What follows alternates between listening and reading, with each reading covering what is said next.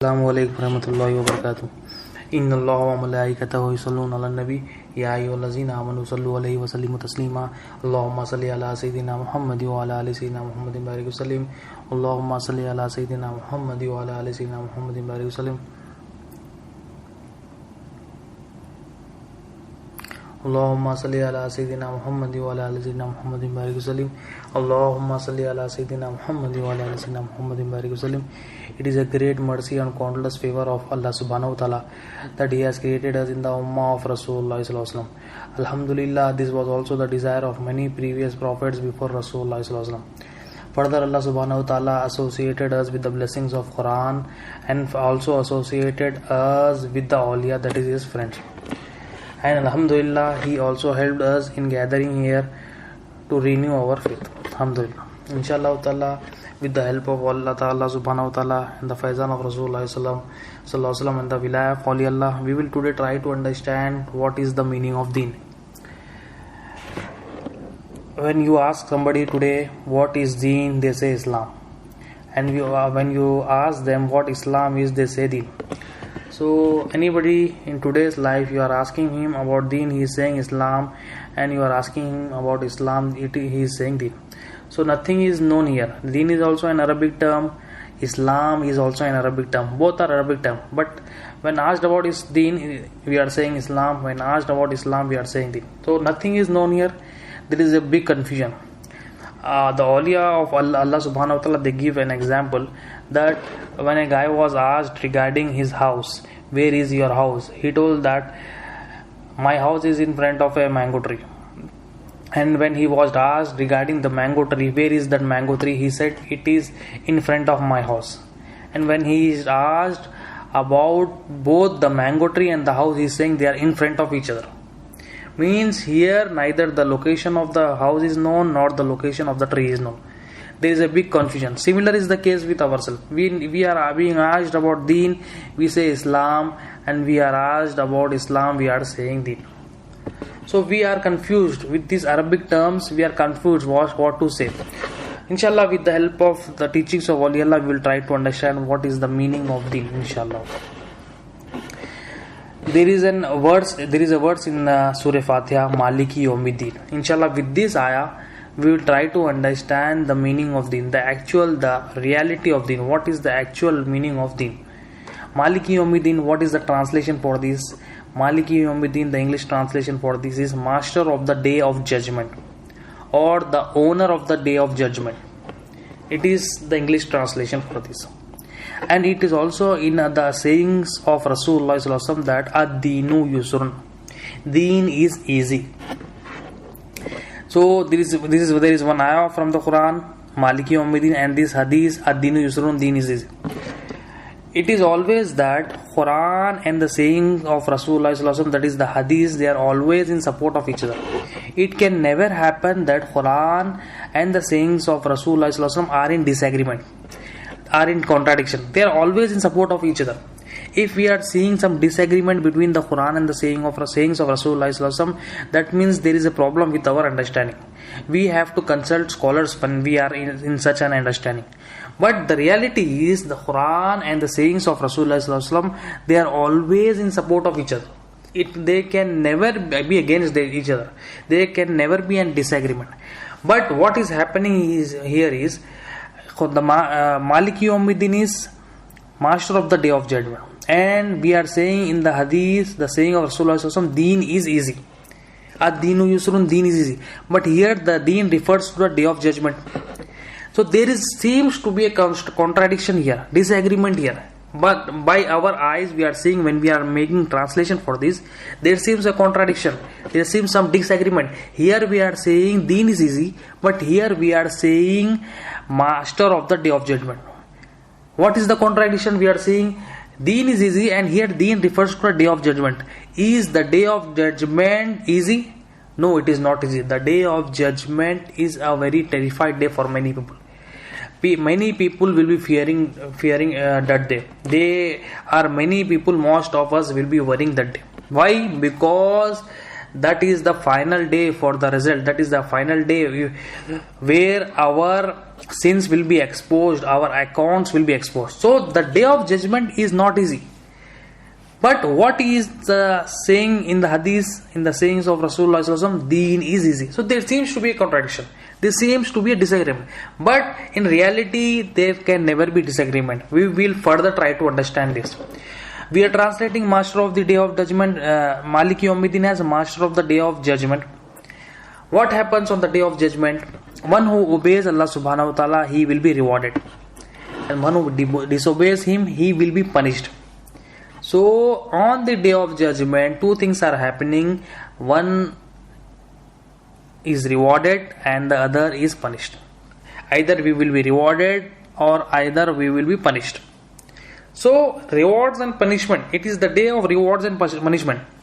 So further we can elaborate the translation of Maliki Yawmiddin from Master of the Day of Judgment to Master of the Day of Rewards and Punishment.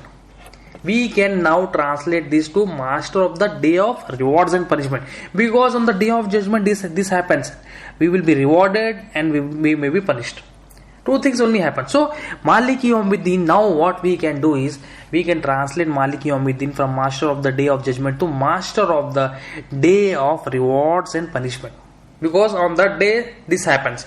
Rewards and punishment will be given. So now further we move that from Master of the Day of Judgment to Master of the Day of Rewards and Punishment. So Deen, the word by word translation, we see the Deen, the translation of Deen, word by word translation. When we come to that, the wordly translation is for Deen is rewards and punishment. See, there are always two translations, two types of translations when we translate from one language to another. One is a word by word translation and one is the terminological translation. When we do word by word translation from one language to another language, we can never arrive at a conclusion. The meaning, actual meaning is never achieved. So when we translate from one language to another language, word by word translation is of no use. So we have to make terminological translation. What is the terminological translation? This terminological translation, what it does is it gives you the actual meaning, what the author wants to convey, what the author wants to convey the message. So we are saying Master of the Day of Rewards and Punishment. This is the word by word translation. But we have to arrive at a actual meaning of that. The reality of Deen. We are saying Deen is the rewards and punishment. But this is word by word translation. But we have to arrive the actual meaning, the terminological meaning for that. So to arrive that, we will further see that the rewards and punishment. We are saying Deen means rewards and punishment. Okay, what is the basis of rewards and punishment? Why, when does rewards are given, punishment are given? The basis of rewards and punishment is as per the order or the instructions or the law of the ruler. As per the instruction, as per the order, as per the hukum of the master. Any rewards, any punishment will be given only as per the law, as per the Qanun, as per the instruction of the ruler. For an example, we are trying to understand the rewards and punishment. What is its basis? If in a company, any employee, there are two things. There is an employer, owner of the company, and there is an employee working for the employer. The employee may be rewarded or punished by the employer. When he will be rewarded, when he will work for the employer as per his will. When he will try to work for the employer at his best. Means if he tries to follow the commandments, the instructions of the employer, he will be rewarded. But when he is not following the instructions, when he is not following the orders, when he is not following the laws of the company, laws of the employer, he will be punished. Means what is the reward? He may get the reward like promotions, increment in salaries, he may get promotions or he may get increment in salaries. Anything he may be rewarded. What will be the punishment if he doesn't follow the order, the instructions, the hukum of the employer or the company? He may be terminated. he may be demoted, his salary may be decreased. So any company you see, there may be rewards and punishment. But what is the basis of rewards and punishment? It is the order or the hukum or the instructions of the employer. Similarly, when you see the relationship, example, you see the parents and the children may be rewarded or being punished. When will they be rewarded? When they will follow the order of the parents. When parents want their children to study well, and they say that if you study well, you will be given pocket money, you will be given bicycle, you will be given a bike. And if you don't study well, what the parents do, they will punish them. Like they will stop their pocket money, and the playing time will be reduced, so and so like. So any relationship also you see, there are rewards and punishment. Similarly, the basis of the rewards and punishment is it is as per the order or the instruction of the ruler. So who is our ruler? Who is our master? Who is our owner? Allah subhanahu wa ta'ala is the owner of this world. He is the master of the entire universe, master of the day of judgment, master of the day of rewards and punishment. So this day, rewards and punishment, is the order of Allah subhanahu wa ta'ala, is as per the order of Allah subhanahu wa ta'ala, is as per the instruction of Allah subhanahu wa ta'ala, is as per the law of Allah subhanahu wa ta'ala, is as per the hukum of Allah subhanahu wa ta'ala. So rewards and punishment is as per the order of Allah subhanahu wa ta'ala, as per the law of Allah subhanahu wa ta'ala. And this order, this instruction is the desire of the ruler, is the desire of the master, is the will of the master. You see, an employer, this order from the employer is his own desire. Means the will of the employer is the order on the employee. Similarly, Allah subhanahu wa ta'ala is the creator of the entire world. His desire, his will is the order, is the instruction on the creation. On us it is the hukum, on us it is the instruction, on us it is the hukum, on us is the commandment.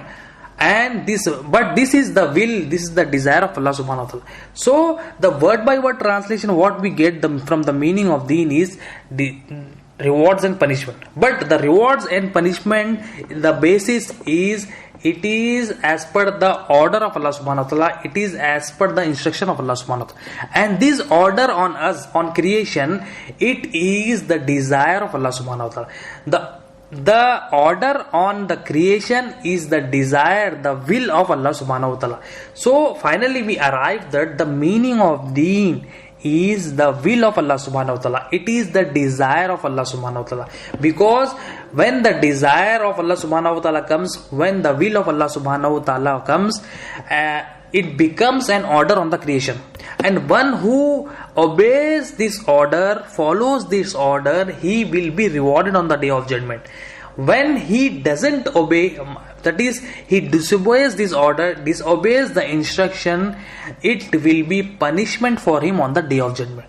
So the meaning of, the actual meaning of deen, when we try to make a terminological translation, it is the will of Allah subhanahu wa ta'ala, it is the desire of Allah subhanahu wa ta'ala. So the meaning of deen, the word by word translation, what we get, the meaning of deen is rewards and punishment. But the actual meaning, the terminological translation, is the will of Allah subhanahu wa ta'ala, it is the desire of Allah subhanahu wa ta'ala. So deen, whenever you consider anything as per the will of Allah subhanahu wa ta'ala, it will be deen. As per the desire of Allah subhanahu wa ta'ala, it will be deen.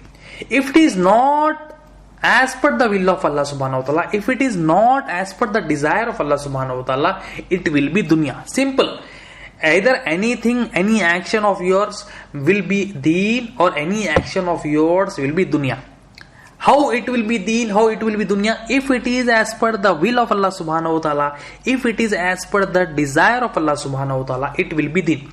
If it is not as per the desire of Allah subhanahu wa ta'ala, if it is not as per the will of Allah subhanahu wa ta'ala, it will be dunya.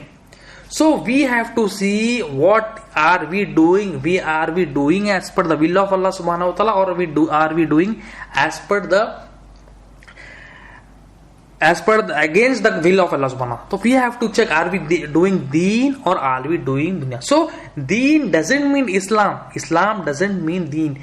Today we try to understand what is the meaning, actual meaning of deen. The actual meaning of deen is the will of Allah subhanahu wa ta'ala. It is the desire of Allah subhanahu wa ta'ala. So any act of ours can be deen. Any act of ours can be dunya.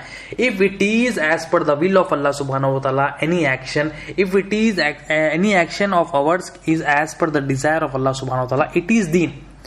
If it is against the will of Allah subhanahu wa ta'ala, if it is against the desire of Allah subhanahu wa ta'ala, this is dunya. The simple definition of deen, this is deen means not Islam. Deen means the actual meaning of deen, the reality of deen, the fahm, the understanding, the wordly translation of deen is the will of Allah subhanahu wa ta'ala. It is the desire of Allah subhanahu wa ta'ala. So anything can be deen or dunya. If you are doing an act of worship, like you are doing charity, if you are doing charity as per the will of Allah subhanahu wa ta'ala, what is the will of Allah subhanahu wa ta'ala? Charity, it is to be only for the sake of Allah subhanahu wa ta'ala. If you are doing any charity, zakat, or you are doing any charity for the sake of Allah subhanahu wa ta'ala, then that will be deen.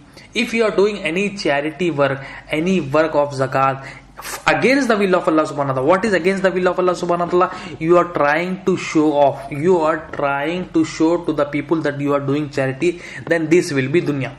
If you are doing prayers, the main intention for you of your prayers is that you are doing it for the sake of people, not for the sake of Allah subhanahu wa ta'ala, then this will be dunya.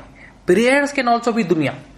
If you are doing prayers, any fasting, any salah, and zakat, hajj, anything you are doing for the sake of Allah subhanahu wa ta'ala, then that will be deen. If you are doing for the sake of people, then that will be dunya. So any act of yours can be deen or dunya. If it is as per the will or desire of Allah subhanahu wa ta'ala, it is deen. If it is not as per the will of Allah subhanahu wa ta'ala, it is not as per the desire of Allah subhanahu wa ta'ala, that will be dunya. So alhamdulillah, we try to understand from the teachings of Awliya Allah what is the actual meaning of deen. This is the meaning of deen. But what are the fundamentals of deen? What are the fundamentals of deen? Inshallah, we'll try to understand it further in our future classes, if Allah wills, inshallah ta'ala.